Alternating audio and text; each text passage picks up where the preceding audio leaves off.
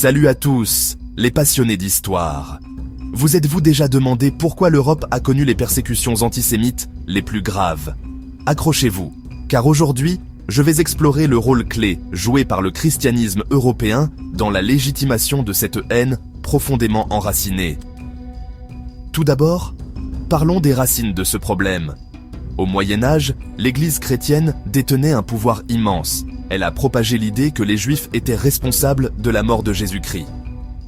Cette croyance n'était pas qu'une simple querelle religieuse, elle est devenue une arme sociale et politique, utilisée pour justifier la discrimination et la violence.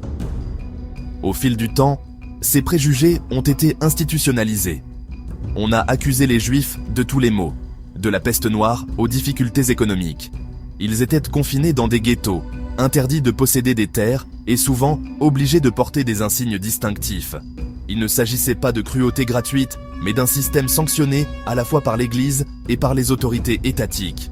Voici un point important, le terme même de antisémitisme a été inventé en Europe. À la fin du 19e siècle, un journaliste allemand nommé Wilhelm Marr l'a utilisé pour décrire non seulement la haine religieuse, mais aussi la haine raciale envers les Juifs. Ce nouveau terme a donné un vernis pseudo-scientifique à de vieux préjugés, faisant paraître la haine rationnelle et légitime. N'oublions pas non plus le rôle de la littérature et de l'art dans la perpétuation de ces stéréotypes.